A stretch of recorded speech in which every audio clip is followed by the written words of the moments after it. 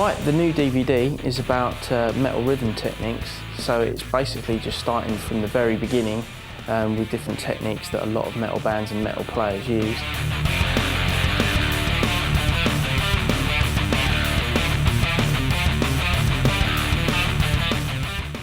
This kind of DVD is aimed at all sorts of players, people that are just kind of trying to get their rhythmic chops up, or, you know, I mean, the three performances on the DVD are all set in kind of song-like structures.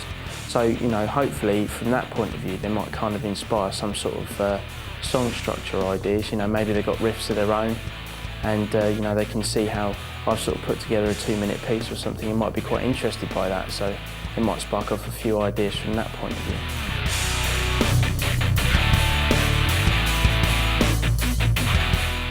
I think the things that will challenge the audience most is trying to keep it as clean and tight as possible.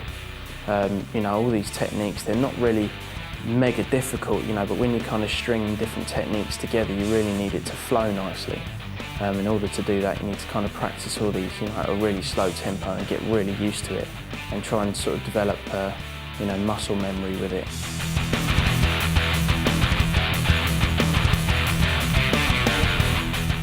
The techniques I think that the viewer will gain from this DVD will be to just improve their overall timekeeping, even if they're playing on their own or in a band.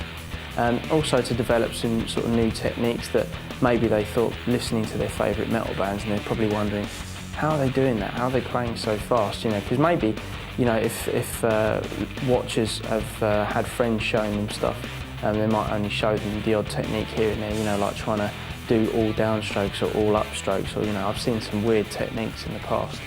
So, you know, people might not think to kind of string down, up sort of techniques together in order to get more speed out of the riffs and stuff.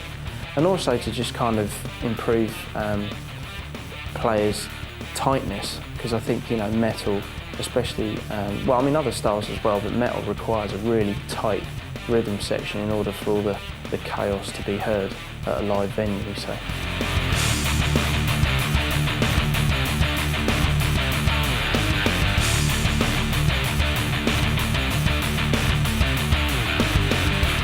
I think this DVD is going to be really useful.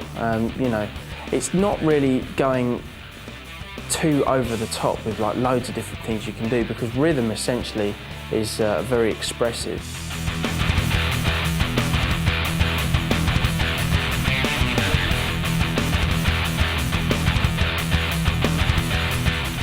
You know, I've really tried to sort of cover different avenues with this DVD, you know, with the kind of, you know, grooving, also doing kind of like more upbeat metal, and also taking a look at how you would play more metal sounding guitar in, say, like a ballad or something, which is what the beginner's track is aimed at.